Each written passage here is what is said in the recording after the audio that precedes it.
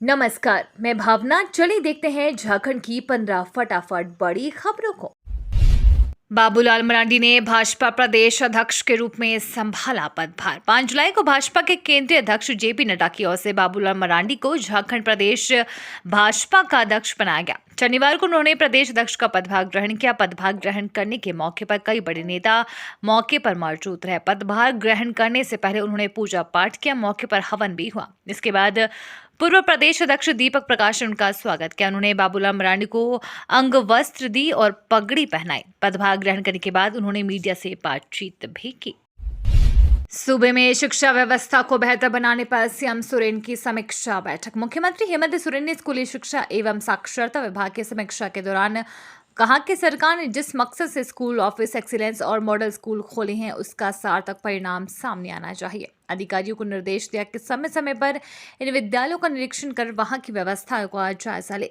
कहा कि विद्यार्थियों अभिभावकों शिक्षकों से संवाद करें और पठन पाठन रखरखाव और मिल रही सुविधाओं की जानकारी ले। अगर इसमें किसी भी प्रकार की खामी मिलती है तो उसकी त्वरित निपटारे की व्यवस्था करें। हजारीबाग जेल में बंद 38 कैदियों की सजा के मामले में हाई कोर्ट ने सरकार से पूछा सवाल। झारखंड हाई कोर्ट ने हजारीबाग जेल में बंद 38 कैदियों की सजा में छूट देने के मामले में स्वतः संज्ञान से दर्ज जनहित याचिका पर सुनवाई की। चीफ जस्टिस संजय कुमार मिश्र और जस्टिस आनंद सेन की खंडपीठ ने मामले की सुनवाई के दौरान एमिकस क्यूरी का पक्ष सुनने के बाद राज्य सरकार को एक बार फिर जवाब दायर करने का निर्देश दिया। खंडपीठ ने राज्य सरकार से पूछा कि सजा काट रहे कैदियों को सजा में छूट देने पर विचार किया गया या नहीं। सुनवाई के दौरान खंडपीठ ने राज्य सरकार के आग्रह को स्वीकार करते हुए जवाब देने के लिए समय प्रदान किया। झारखंड में Howrah Ahmedabad superfast express train के चालकों ने तोड़ी signal. Howrah Ahmedabad superfast express train के लोको पायलट ने खड़गपुर रेल मंडल के पंसकुरा स्टेशन में रेलवे के सिग्नल तोड़ दिए। सिग्नल तोड़ने के आरोप में चक्रधरपुर के लोको पायलट आर खालको और सहायक लोको पायलट ए के दास को तत्काल सस्पेंड कर दिया। यह घटना बीती रात 1:30 बजे खड़गपुर रेल मंडल के पंसकुरा स्टेशन की है। ट्रेन पंसकुरा स्टेशन में 5 मिनट रुकने वाली थी, लेकिन लोको पायलट ने ट्रेन नहीं रोकी और स्टेशन के लाल सिग्नल को तोड़कर 250 मीटर आगे निकल गई।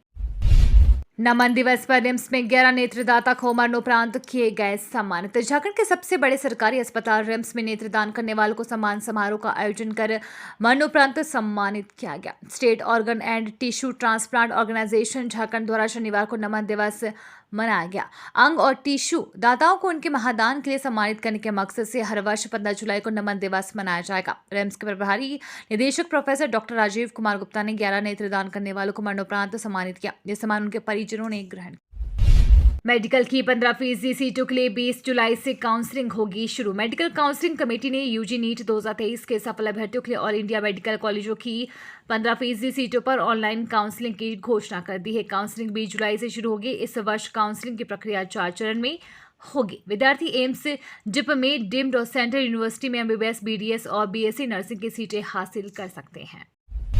झारखंड में अगले 2 दिनों तक होगी मूसलाधार बारिश को लेकर आईएमडी ने जारी किया येलो अलर्ट। झारखंड के मौसम में इन दिनों तेजी से बदलाव देखने को मिल रहा है। मौसम विभाग ने राज्य भर के कई हिस्सों में 15 से 17 जुलाई तक भारी बारिश की संभावना है। मौसम विभाग ने बारिश के साथ साथ वज्रपात की भी चेतावनी दी है। मौसम केंद्र रांची ने अपने पूर्वानुमान में कहा है कि पश्चिमी और निकटवर्ती मध्य भाग में कहीं कहीं भारी बारिश हो सकती है। वहीं गुमला, खूंटी और पश्चिमी सिंहभूम जिले में कल कहीं कहीं बारिश देखने को मिल सकती है।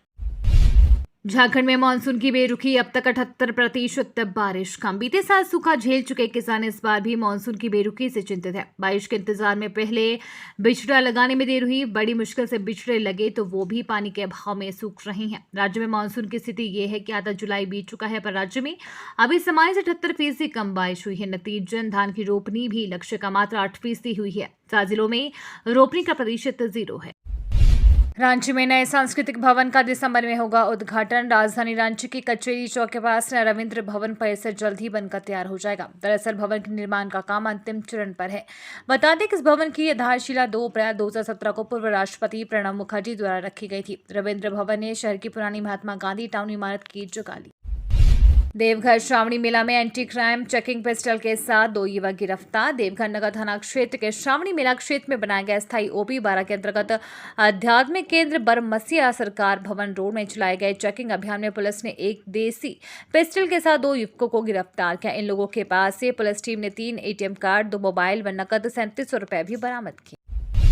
शिक्षक नियुक्ति में गड़बड़ी के 3 आरोपियों के खिलाफ सीएम हेमंत ने पीई दर्ज करने का दिया आदेश। मुख्यमंत्री हेमंत सोरेन ने कोडरमा जिले में शिक्षक नियुक्ति में गड़बड़ी और अनियमितता के मामले में आरोपी तत्कालीन जिला शिक्षा अधीक्षक पुरेंद्र विक्रम शाही एवं जिला शिक्षा अधीक्षक कार्यालय के प्रधान सहायक अजीत कुमार व सहायक धर्मेंद्र कुमार के खिलाफ भ्रष्टाचार निरोधक ब्यूरो हजारीबाग द्वारा 27 जून 2019 को दर्ज IR की विस्तृत जांच के लिए पीई दर्ज करने के प्रस्ताव को स्वीकृति दे दी है। देश के 160 बिजनेस स्कूलों में एडमिशन के लिए 7 जनवरी को होगी परीक्षा। XLRI समेत देश के 160 बिजनेस स्कूलों में एडमिशन के लिए होने वाली जेवियर एप्टीट्यूड टेस्ट की परीक्षा 7 जनवरी 2024 को होगी। परीक्षा ऑनलाइन मोड में होगी। इसे लेकर जेवियर स्कूल ऑफ मैनेजमेंट ने नोटिफिकेशन जारी कर दिया है। इस नोटिफिकेशन के अनुसार जेट में शामिल होने के लिए 15 जुलाई से लेकर 30 नवंबर तक रजिस्ट्रेशन हो सकेगा। इसके साथ ही 20 दिसंबर से एडमिट कार्ड को डाउनलोड भी किया जा सकता है। रांची हावड़ा वंदे भारत एक्सप्रेस की शुरुआत जल्द होने का संकेत। पटना रांची वंदे भारत एक्सप्रेस ट्रेन अब धरातल पर है। इसका आनंद अब दोनों राज्यों के लोग रोज उठा रहे हैं। आलम यह है कि ट्रेन के शुरू हुए करीब 1 महीने हो गए हैं, लेकिन अभी भी स्टेशन पर इसे देखने के लिए भीड़ लगती है और इस वंदे भारत एक्सप्रेस पर सवार यात्री खुद को सेल्फी लेने से नहीं रोक पाते हैं। झारखंड के जनसेवकों की हड़ताल खत्म, कल से काम पर लौटेंगे 1300 आंदोलनरत जनसेवक। 2 महीने से अधिक से चल रही झारखंड के जनसेवकों की हड़ताल सरकार के स्तर पर हुई पहल के बाद खत्म हो गई। कृषि मंत्री बादल पत्रलेख के नेपाल हाउस स्थित कार्यालय में झारखंड राज्य जनसेवक संघ और कृषि विभाग के बीच हुई वार्ता में जनसेवक संवर्ग का ग्रेड पे यथावत रखने पर सहमति बनी। इसके बाद 1300 आंदोलनरत जनसेवकों ने 17 जुलाई से काम पर लौटने की घोषणा की।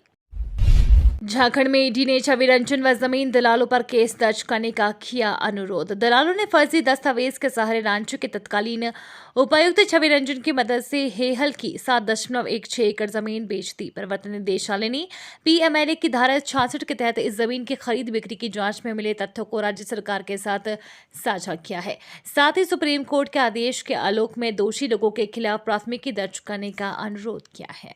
ये तो थी आज की बड़ी खबरें। अपने गांव या शहर की न्यूज देखने के लिए हमें कमेंट्स में जरूर बताएं कि आप न्यूज को कहां से देख रहे हैं।